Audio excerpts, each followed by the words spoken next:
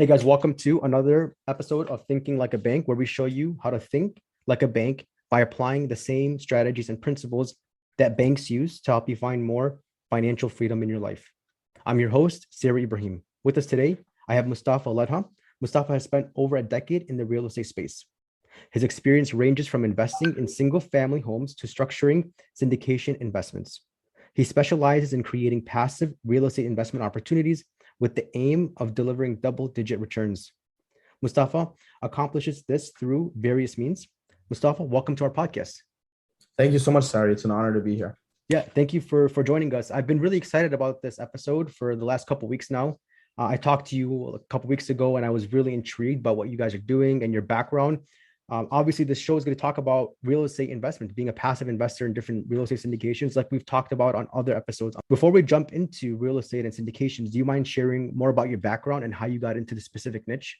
Sure. So, Sari, obviously, I felt the same way when we first connected a couple of weeks ago. It was awesome to, have those conversations to really discuss our mutual love and affinity for personal finance. I think it's a great space to be in, and ultimately comes down to just investing the time in growing ourselves really, and just learning what else is out there. Through our conversations, we talked about cash value whole life and just how awesome it is to really mitigate risk and enable everyone to scale their portfolios and really build that strong foundation, which is really what everyone's about at the end of the day. It's that strong foundation. And when I think about it and circling back to my own journey, that's really how I got into this space. I graduated school, just like, most of us. I was privileged enough to go to a good university. And then I was kind of trying to figure out what my next step is ultimately. And I started, reading different books, watching different YouTube videos, and really focusing on, personal finance. And within that space, real estate is something that I was really attracted to, just because there's so many different options that are available. And ultimately, there's, two camps: those who don't know enough about it, and those who kind of know too much. And then it's like kind of analysis paralysis. Yep. And it's beautiful to see that in the space, just because there's so much to learn, there's so much opportunity. And then as you learn more, you're just able to continue to scale. And I think that's the beautiful thing about both of our niches, right? You're in cash value whole life, which, there's term life, which is like a term 10, 15, 20, 30 year. I'm sure your audience knows this already. But for me, I'm kind of not as familiar, but basically at a high level, there's so much depth in it. And then you have whole life, and then you have this ability to basically think like a bank, which is your whole premise, right? Yeah. Using those different strategies that banks are using to scale. How does the everyday person use that? And I think that's the beautiful thing about platforms like this, your podcast, all the different, guests you've had on, and knowledge that you're providing to basically everyone. It's really advantageous, because now anyone, you, me, whomever it is, we can have a conversation casually, learn from each other, and then take back those different skill sets that we're using every day and really scale. So that's really, how I got into the space, is more just, that personal love for just learning, and specifically financial literacy, because it's something that you don't learn in elementary school, middle school, high school, college. You don't realize that you're not learning it. And then one day you're trying to balance your checkbook, or you're trying to pay your credit card, you're trying to understand how interest is calculated, you're trying to get a mortgage, you're trying to buy a house, you're trying to buy a car, whatever it is. And then you're like, wow, I really need to learn more. And that's, more or less how I got into the space. Yeah, absolutely. Thank you so much for sharing that. I also love reading too. That's how I got into this space too, just by reading books. I actually found the Bank on Yourself Revolution book, which talks about our core principle, like you mentioned, whole life insurance. I found that book just on Amazon, searching for finance and real estate books, and it came up as a recommendation. So yeah, you can learn a lot from reading books, and then it kind of takes you to a journey you never thought you would expect. I kind of understand, I understand why people get into real estate. It's kind of like, I guess, like common sense nowadays with all the information out there. But what are some of the things that stuck out to you, where you're like, these, 2 or 3 things, I can go really far with these qualities of real estate? So I think it really depends on, as an investor or as a person, what your mindset is. Today we live in a society where it's all about instant gratification. Yes. Whether it's on TikTok or Instagram or whatever platform you're using. It's all about, just consuming, which can be great, but it can also be like overstimulating. So the thing I love about real estate is that there's strategies to make money quick. There's strategies to make money over time. And there's a strategy for everyone. It's just about kind of understanding yourself, to understand what you're getting out of it, And then you can have like just like the insurance example. I mentioned that just because I think that's, a commonality, right? Mhm. You have the term insurance, which is Mhm. good for some people. Yeah. Kind of want that 10, 15, 20, 30 Mhm. year term. And then you have whole life people who kind of want it for the long term. Mhm. And then they also want to invest. And then within whole life, there's so many different strategies where you Mhm. can actually create your own bank that you can then leverage, or your Mhm. own nest egg that you can then leverage and invest. So that's kind of how I see real estate as well. You have, the tradition, whatever the traditional is. It could be Mhm. buying a house and renting it out, or it could be buying a house, fixing it, and then renting it out, or it could be buying a house and renting it to short-term tenants on like an Airbnb model, Mhm. or it can be buying a house, fixing it, and then renting it out on a short-term Airbnb model. So I just mentioned like a couple different models that all sound very familiar, Mhm. but the numbers are completely different and the Mhm. execution is completely different and the strategy of what type of house you're buying is completely different. Mhm. And for most investors who start out in this space, you really start in the single family home space Mhm. typically. There are some, who hit it big starting in the multifamily space, but typically due to like liquidity, access to capital, most people don't start in, those bigger deals. Mhm. Um, so yeah, I mean, that's kind of the beautiful thing about it, is that there's so many different avenues. And that's Mhm. just, when you're talking about houses and Yeah. apartment complexes. There's also things like you can go into hotels, you can go into, mobile home parks, you can Mhm. go into storage facilities. Mhm. There's so many different spaces. And really, for me, it's one of those situations where there's an investment opportunity for everyone, depending on your mindset and Mhm. depending on your affinity. Some people prefer to just, trade on their Robinhood, Yeah. that instant, maybe instant gratification is the wrong word, Yeah. but the ease, the convenience, each vehicle has their own, or each asset class has its own pros and cons. I think real estate is the one asset class. If you're in that, 0 to 10 million net worth, Yeah. I think real estate is what you should be looking at, or should be considering at least, Mhm. to get that initial accelerated growth. And then after that, I would look at something like, unicorn investing in, pre-IPO companies. Yeah. Yeah. But it really depends on your risk tolerance as well. You kind of need to assess for yourself.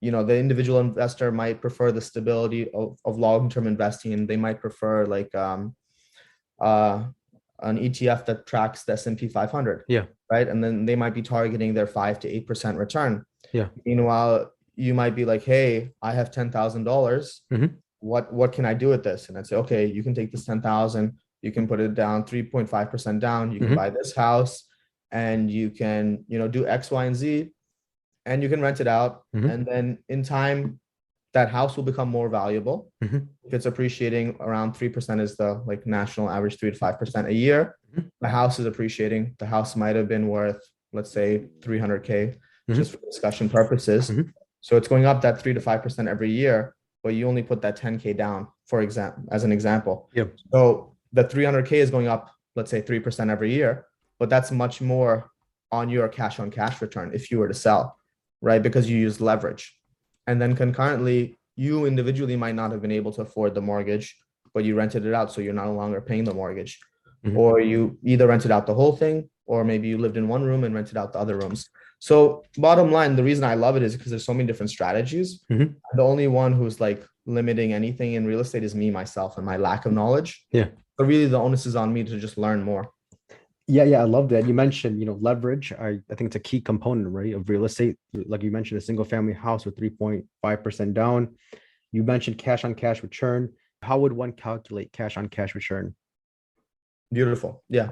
So in that example that I was talking about, let's say we were talking about a $300,000 house, Hmm. right? 3.5% works out to be around $10,500 Hmm. that you're putting down, or I'm putting down, or the investor is putting down, Yeah. right? Let's say I get together with a couple buddies of mine, maybe it's a 3 bedroom, right? And Yeah. we say, okay, hey, I'm going to rent out these other 2 bedrooms. I'm in college, for example, Hmm. right? Hypothetically, I'm in college. I'm going to dorm. I think you're in Chicago, right? Yeah. Yeah. Yeah, you're in Chicago. I'm in New Jersey. So you're going, I don't know, you're going like the local community, the local state college in Chicago. I'm going local state college in New Jersey. Both of those are probably very commuter friendly, Hmm. Yeah. right? So let's say, year one, I'm getting lay of the land. I go to college. I do well. I make some friends. Year two, I want to live with my friends, right? At least this was my experience. I don't know, maybe yours was different. So then I say, okay, I'm going to rent a place. That's the normal like pathway. I'm going to rent a place near my university. I'm going to live with my friends. Hmm. So one option is, instead of renting that place, buy a place. Now, as a college kid, this is, not necessarily easy, but if you're in a position where you have parents who are flexible with putting down a down payment or co-signing or whatever, it's a really aggressive way and potentially strategic way to scale your personal finances at a very young age. And then it puts you like 20 years ahead of everyone else. And it's not really about comparing yourself to everyone else. But it's about kind of understanding what your goals are for yourself and how to get there quickly. So the strategy that I'm mentioning is what I would do for myself if I had the information I have today. I didn't have at that point in time a decade's worth of experience or how to structure it. But that's the point of platforms like this. It's if we had this knowledge earlier, what would we have done? So this is what I would do. And this is what I tell like my younger cousins or people I speak to. Yeah. Like if you're going to be living somewhere and you're going to be paying someone, why not have your friends pay you? You also pay a portion of the rent, right? Now it's cash flowing. It's an asset. Right now we're in we're in an inflationary environment. So real estate is the perfect hedge for inflation, right? So these are all different ways that you can go to college and maybe minimize the expense of college and ideally start to generate that nest egg for yourself. So that's, one strategy. Now, if we fast forward, I'm not sure what the average demographic is in terms of age on the podcast, but let's just say hypothetically, we're in the 30 to 50 range. Yeah. Right. And let's say, we're fortunate enough to have our own, single family residence. Maybe we're not in the position to have the liquidity to invest in real estate or to buy a property, or we don't want to deal with the headache. That's where, private real estate investment opportunities come into play. And that's really, the niche that I focus on and that I specialize in. It's, professionals who are looking to scale, who are looking to have exposure in real estate, but they're not necessarily in the position to spend the time, or they don't have the time rather, to find the deals and invest and manage it. So it really depends on really understanding yourself. And if you understand yourself, you're better able and you're better equipped to invest in assets that can generate high return, but also reflect what you're looking for in the market, if that makes sense. Yeah, absolutely. And kind of to differentiate active investing, real estate investing, which is the example you mentioned, putting 10,000 on a 300,000, actively, managing it, finding the tenants, dealing with the tenants. And then there's the passive side where you're simply investing as a passive limited partner. I would say similar to going on your phone and buying Robinhood, not stocks through Robinhood, not necessarily buying stocks in a syndication, but the idea of moving money from your checking account into an investment. Similar to that.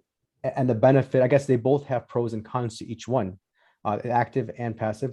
I think the benefits of passive is you don't have to do work. You don't have to work on the real estate. You don't have to find the deals. You don't have to deal with the brokers or the banks or tenants or anybody. You're simply just helping fund the deal. You still have to do your due diligence as the investor, as the limited partner, but not necessarily in the real estate. Exactly. Business. Day to day, there's less management. So it's really, it's about whether you front end your workload or you kind of have it staggered throughout the project, right? As long as you're doing your due diligence in the end, whether it's buying that stock or investing in a private real estate investment, you're able to make that decision, invest, and then you're able to reap the rewards of that investment, or you're able to learn from it. And you say, okay, hey, this didn't work for me. Maybe I need to do X, Y, and Z next time. Or maybe I need to stay away from this asset class because it just doesn't sit well with me. Yeah. Now you're part of a company called Veloce Capital, right? Correct. And what kind of, I guess, is it only, do you guys only do real estate deals, investments, or are there other types of syndications that are not relevant to real estate? No, so we focus and specialize in real estate. Within that space, we really focus on ground up construction. So what we'll do typically is we'll buy a vacant lot, we'll rezone it, we'll build an apartment complex on it, and then we'll usually exit our position and we'll sell our stake. So typically it's a more shorter term investment within a longer investment cycle. So within real estate, for example, you can invest for like 3 to 5 years, 10 to 30 years. It just depends on your model and your strategy, right? So for us, when we're buying this land, the first step where we add value is by rezoning it. So what that means is the land was vacant and you're able to build, let's say, one house on it. Now you rezone the land so you can build 4 units on it or 8 units or whatever the situation is based on the zoning laws. So we rezone it and then we'll actually build an apartment complex. And then that's the next phase where it's now worth more. Because initially it was vacant land. the potential profit was X. Mhm. Now we rezoned it. Maybe the potential profit is X plus 5 or 2X, Mhm. whatever Mhm. the numbers you want to use. And now we've actually built the apartment complex. Now it's worth even more. Mhm. And there's less risk involved. And there's a higher likelihood that the asset, the land and the building, both Mhm. of them combined, will generate a profit. So the land and the building combined are now worth even more.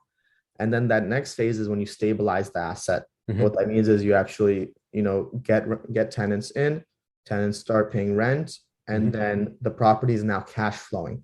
At that point, you look at the NOI, the net operating income, Mhm. you look at the local cap rate, the capitalization rate, and Mhm. you're able to say, okay, this property is worth 5 million, 10 million, 50 Mhm. million, whatever it is, depending on the project that you've developed. Mhm. And then so just to kind of recap, so you find a property, you find a vacant land, it's worth, let's just say 100,000. You get a construction loan, is that right? Mhm. Or you from a bank, another bank? From a bank, correct. Okay, and then you get a construction loan, you build up. How long does it take to, I know some projects vary, but I guess if you could share with us a recent example of Sure. and how long it took you to actually develop it.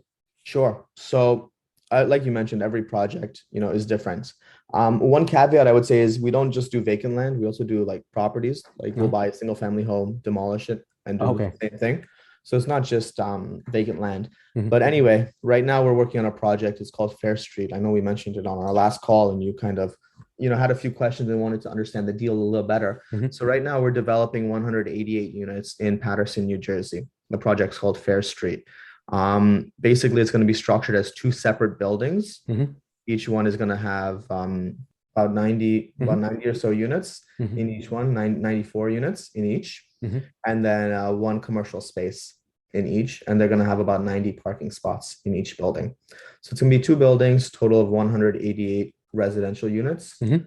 two commercial, and a total of 180 parking spots. Mhm. So that's the project we're building. And we're projecting it would take 24 months, 2 years Mhm. to develop from the ground up.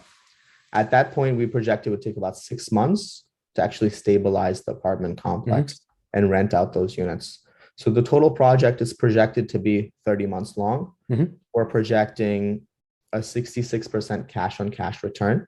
So what that means is if an investor invested 1 million, we're projecting that they'll make 660K Mhm. in 30 months, right? The internal rate of return, which is a standard phrase they use in Mhm. real estate development, Mhm. is projected to be 29%. So, I mean, all of these are projections. We Mhm. have a lot of experience in the industry, and we're Mhm. pretty confident with our ability to deliver. But all investments carry risk. And whenever Mhm. I speak to anyone, especially on a forum like this in a podcast, I Mhm. really want to reiterate that all investments carry Mhm. risk, Mhm. and there's no such thing as guaranteed return. Even in the example, I don't want to knock whole life insurance. Yeah, yeah, Even in that example, when we talk about like dividend and yeah, everything and the history of how, yeah, how yeah. these companies have over 100 years of paying dividends and they're amazing, even in that situation, there's risk. So anytime you're talking about any investment, I think it's Mhm. important and prudent to really mention that all investments carry risk and you should only invest in something that you feel comfortable in. Yeah, yeah, exactly. Yeah, and thank you for sharing that. I think that on the whole life side, there's typically two sides. There's the guaranteed side, and then there's the non-guaranteed side, which has dividends. In other words, to your point, dividends are not guaranteed. There's just a very high certainty that they're going to keep paying out dividends Exactly. because of the way that the life insurance companies operate. They're typically life insurance. They're investing in bonds and private real estate deals and loans to other financial Yeah. institutions. So they're super conservative, very safe, very Mhm. safe. And I think I'm doing the CFP exam, or not the CFP exam, the CFP coursework right now, the Certified Financial Planner coursework. And in one of my Uh-huh. courses right now, there's like a pyramid of low risk investments to high risk. On the bottom, it's CDs, treasury bills, Yeah. whole life insurance. And then all the Mhm. way at the top of it is like futures and commodities and Yeah. forex trading. Yeah. And I think sometimes, we're all attracted to the top, at the top, at Yeah. the pinnacle, there's probably crypto Yeah. or Yeah. whatever it is. Right. So I think sometimes, people are attracted to that just because it's interesting and everything and it's Yeah. fun. And it's like, you know, there's a lot of adrenaline associated with it. And I think Yeah. there's a place in everyone's portfolio for it when you want to talk diversification and everything. But Yeah. to me, it circles back to knowing yourself. Like at some Yeah. point, if you're not interested in that most shiny investment, Yeah. then don't follow it. Don't worry about other people and what they're doing. Yeah. Focus on your investments, focus on your strategy, fine tune it, and Mhm. then give yourself that 20 years to see did your strategy work. Yeah, absolutely. Yeah, definitely. And then also in back to that pyramid, it talks about the higher the risk, the more likely, more likely higher return. Not necessarily like high risk always means high return, Yeah. but and it also talks about outpacing inflation. So we're kind of put in a situation like you mentioned, like you want to focus on things you understand. That's really important. But I think there has to be kind of a drive to invest your money, right? There Because if has you to be. don't, then you're exposed to inflation, especially right now. I Googled I bond recently, like Uh-huh. yesterday, and it's 9.62%. And do you know why it's 9.62%? Because Because that's what the inflation is right yeah. now. Yeah. So So we're yeah, that's the dangerous thing. A lot yeah, of times we don't realize how dangerous something like inflation is because yeah, it's not really talked about until it's really bad or it's really high. And the yeah. reality is, like, I don't know about you or the average person that's listening to this podcast. I doubt that the average person is getting, a 9% raise to Mhm. come. Oh, inflation is 9%, so we're giving 9% raise. It Yeah, doesn't happen like yeah, that in the American corporate world. yeah. Hmm. Your raises and stuff are based on your performance. Hmm. If 2 to 3% is normal, people are getting 9+%, it's abnormal. And Hmm. that's awesome for you. You're a high performer. And that's great. And we all want to be at that level of being a high performer. But the reality is that, you and I, or people in general who are worried about financial literacy, Hmm. we can't leave things like our salary negotiation or salary conversation to our manager or to our boss or anything. We have to really take it on ourselves. And when it Hmm. comes to our capital, whether it's $1 or $100 million, Hmm. to be really prudent in investing it and figure out what strategy works for us and how Hmm. we can use leverage. And that's the beautiful thing when you talk about cash value whole life Yeah. and becoming your own bank and being your own bank and Hmm. thinking like a bank. That's what a bank does, right? They leverage money all day, every day. They get money from the treasury, Yeah. then they Yes. loan it to you and I, and they charge us much more than they get it from the Yeah. bank, the US Treasury for, and they make that spread. Yeah. And I think the cool thing about the whole life cash value that Yeah. you discuss a lot is that you then become a bank where Yeah. you can actually take out money. Yeah. You can, I think the number you mentioned maybe 90%. I could be wrong. Yeah. Hmm. But if you have 100K in, you can take it out 90%. I don't Hmm. remember what the exact interest rate or cost is. What is Hmm. it? Maybe 5%, As 6%? of now, as of today's rates, 5% simple interest. Okay, Yeah. 5% simple interest. You could then invest in whatever vehicle you want. I Hmm. have, fixed return promissory notes Yeah. starting at 10%. I have, variable investments in our funds Hmm. that, we have different funds that have been running for several years now. Hmm. And over the last 4 years, the weighted return is over 15%.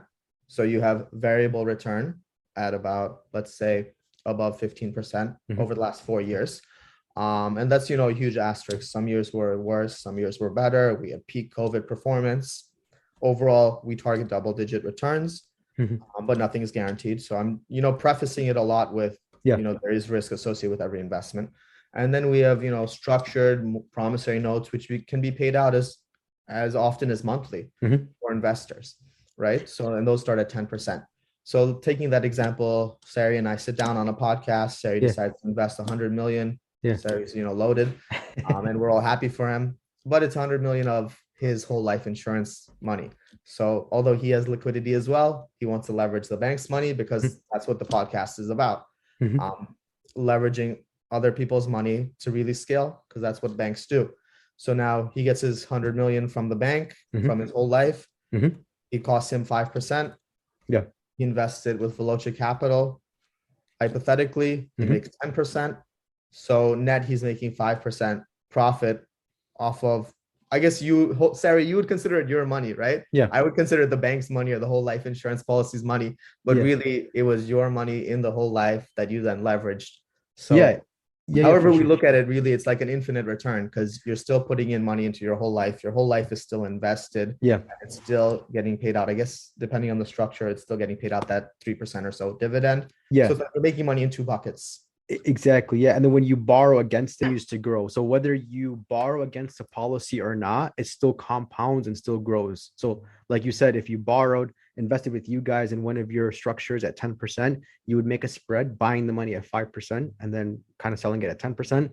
Plus, you Exactly. would make money in your policy. And this is where thinking like a bank, comes in. Is like, And you, and, and when Sari mentions it, I'm thinking to myself, there's no way this is possible. But that's the beautiful thing about financial literacy, yeah, right? The more you learn, the more you realize what you don't know. yeah, And the more you realize like there's like an infinite way that you can yeah, scale. It just comes down to what strategy, what path do you want to follow to attain, that financial independence, to retire early, that financial freedom, whatever, words you want to use. Yeah. But ultimately, you want to be in a position to really do whatever your goals are or your passions are. Yeah, definitely. I want to talk a little bit more about, so I guess you have two types of funds. You have equity funds, which we talked about, like the syndication, the ground up development. That would be more on the equity side. And then you have also debt. So this is essentially people investing into the fund as lenders. Am I right about that? Correct. So basically, like you mentioned, we have equity investments. So we have funds for those. Typically, it's structured as a 70-30 profit split, right? We do have, and there's no management fee. So a 0% management fee. That's one option. The other option is an 80-20 profit split with a 2% management fee.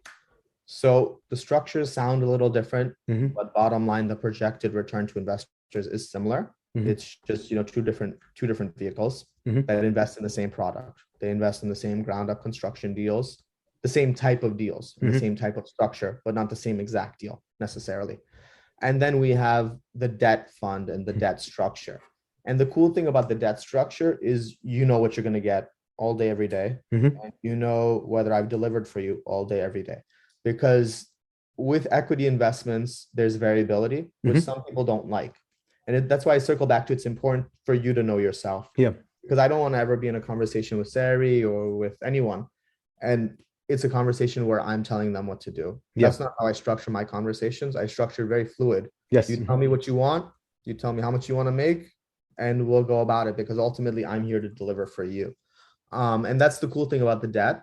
It's really for, people who are first getting to know us, or people who like that certainty, because a lot of people, they get anxious when they talk about money, or they get anxious because there's so much information, or it's confusing, or there's a lot of different buckets, and we want to reduce anxiety as much as possible. Yes.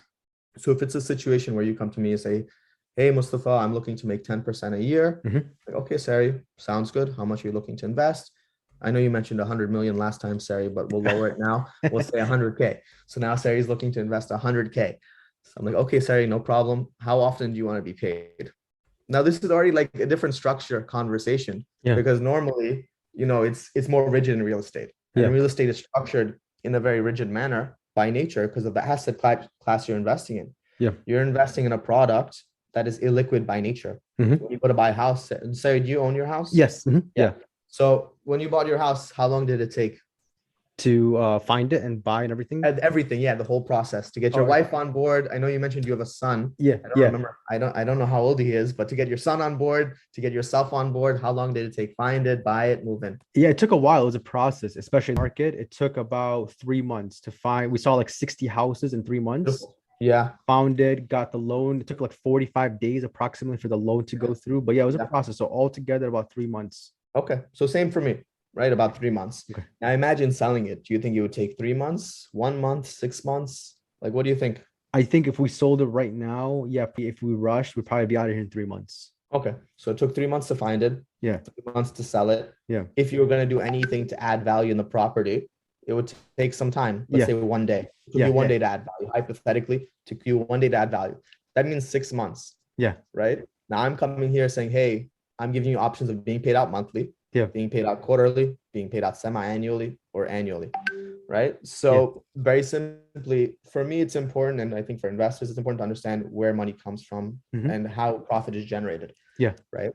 So when we're saying, oh, hey, you can make potentially 10% a year paid out monthly, that means that profit has to have already been generated, right? There has to already be a spread, because real estate, in our example that we're discussing in the single family market, it took 6 months to buy the house and sell the house. And in theory, make profit. It's, difficult to do it that quickly, but it's doable, right? So now in this example that we're discussing, right, you've invested 100K, you've agreed to terms. It's a promissory note. So it's a debt structure. In terms of taxes, it would be a 1099 interest. And you've decided to invest, and you're making 10% a year, which works out to be 0.83% a month. The first month you get your check, right? Your profit. Okay. Now, your question before you invest or while you invest could be, where does this money come from? And very simply, it comes from the profit that we're generating in our projects. In our equity positions, we make much more. we're paying out less because we're mitigating your risk by saying, hey, this is a quote unquote guaranteed return. It's a debt, it's a form of debt I owe you, just like, you know, when a bank gives you a car loan. Yeah. That you have to pay it. If you don't pay it, there's recourse. The recourse is that they would repossess your car. Yes. They might not do it in month 1, month 2, whatever. Eventually they'll repossess it because it's an asset, right? In the same situation here, when you invest, right, it's a debt I owe you the money. So I have to pay it. And the reason why the return is less than the equity investment is because I actually need time to actually put that money to work. So it's a structure where you have to actually build a structure that's scalable for investors.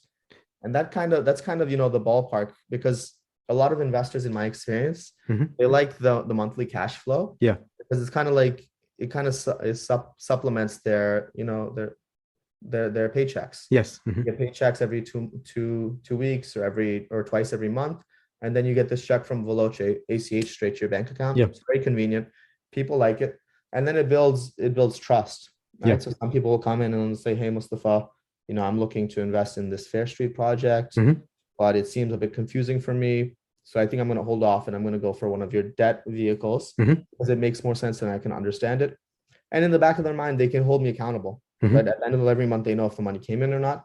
And for me, like it's easy. I set up an ACH and then I don't worry about it until 3 months before their investment term ends. I follow up to see how everything's going, if they want to continue or if they want to cash out. And it's a very, you know, everything is set on the investor, on the partner's schedule, right? So if you decide to partner with us, it's very simple. What do you want, Sari? What are you looking to accomplish? And how do we structure a solution around that? And some people are fine waiting. They don't need the liquidity. They like this 30-month investment period because the taxable income is less. Because it's a W2, you're a K1 investor, excuse me. So your income is taxed less. Some people, you know, they're not concerned about the taxes. They're just concerned about how much money can I make. So every investor is different. And it's kind of important to understand when you're creating a partnership, like a long-term relationship. And it's the same in your industry, right? When you're talking about whole life insurance, maybe for that person, term life is better because maybe whole life costs more and liquidity is an issue right now, but it might not be in 10 years. It really depends on how you structure it. And maybe if liquidity is an issue, there's another way to structure a whole life policy, right? So it's about kind of understanding the needs. And for sure. Is there a solution there? Yeah, for sure. Definitely. I couldn't agree more with you. It's, you know, about understanding the client, understanding where they want to go, the differences between equity and debt. I love how you mentioned the differences, right? It's like you can have more with equity, but with a little bit more risk too. Or the debt side guarantee you're going to get, but it's structured already. You can predict, you know, every month I'm going to get X amount, or every quarter I'm going to get X amount of dollars.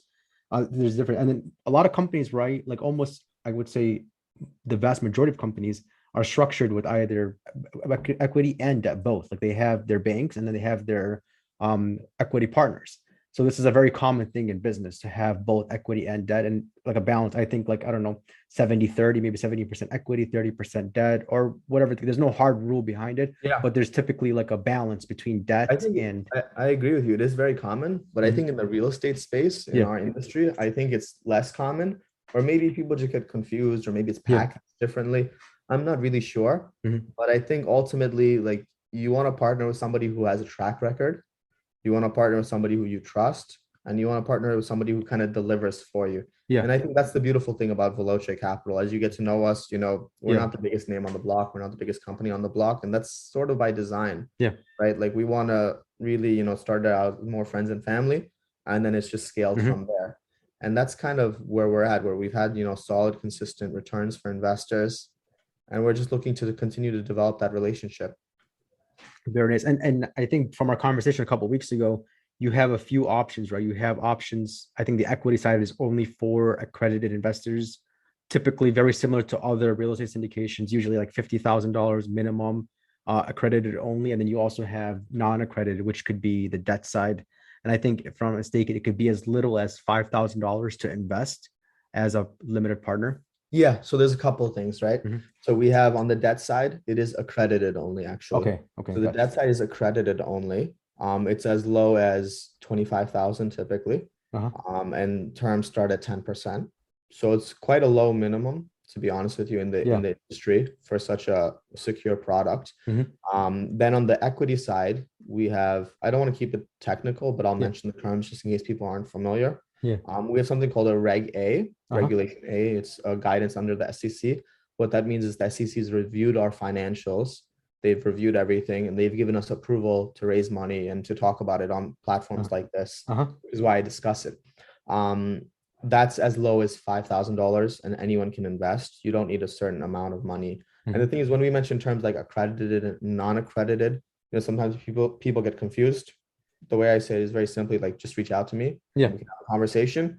And if you're accredited, okay. If you're not accredited, okay. Either way, you walk away from the conversation learning a little bit more, and you know what options are available for you as you continue to scale. Because I'm of the opinion that if you're on platforms like this, if you're listening to podcasts like Sari is, if you're doing whole life like Sari mentions, then you'll be accredited eventually. And then it's just a matter of time before you have more options. But before that, you have the equity investment. It's as low as 5,000. It's an 80-20 profit split with a 2% management fee. Gotcha. And that's for non-accredited investors, so anyone can invest. Okay. Then you have the 70-30 with no management fee. It's generally for accredited only. There's a specific regulation. So we have up to 35 non-accredited investors. And that's typically when we open a new fund. Once we hit 35 non-accredited, we open a new fund. And then we have the debt that we mentioned initially, and that's accredited only. Gotcha. Sounds good. So Mustafa, how can listeners connect with you and learn more about you and Veloce Capital? Yeah, so you can connect with me on LinkedIn. It's Mustafa Ladha. Sari will post the link as well. You can email me. It's ml@velocecapital.com. Again, I believe Sari will post the link. And Sari, maybe just post on my phone number as well. People can reach out to me directly if they have questions. And honestly, like from my perspective, I'm always happy to connect with people, talk about personal finance. I find it, first, it's my passion. I enjoy it more than anything, but also I feel like oftentimes people don't have the resources that they're looking for. And it's actually our fault, right? We don't have the resources we're looking for because we don't ask the questions because we feel shy or uncomfortable. But the minute we can break through that and really tell ourselves there's no dumb question, then really we realize the world's our oyster. There's a wealth of information out there, and we just have to change how we approach learning. Like, it's not just about going to school or going to somebody who you view as a subject matter expert, because oftentimes you'll be surprised like how much you can learn from people you least expect. Yeah, exactly. Never assume like you already know the answer to something. Like, always just double check, ask. It's free to talk to you, right? It's free to email you, give you a call, get to know you. So yeah, definitely. And I've learned, I started this podcast just by asking questions, just not by assuming anything, and really asking questions, kind of understanding the subject you ask. There's a saying I love. It's the quality of your questions. It leads to the quality of your questions is the quality of your life. So the better the quality of questions, the better life you have. Quality of life you have. Yeah. And it just kind of shows how powerful knowledge is, and going out and breaking out, and it definitely going into self-education, right? So we're not talking about getting your master's degree or getting some sort of credential or licensing. This is more of you listening to podcasts, reading books, reading articles, talking to people, and getting to know things that are not really conventional or public information. These are more things that were only available to the ultra wealthy until recently, until I would say the last 20 years ago, when we had this uptick of social media and public information readily available. So now anybody could implement these things and all these, vehicles that we've talked about. Yeah, I 100% agree. And I think that's the power of information. That's the power of platforms like this that you've created.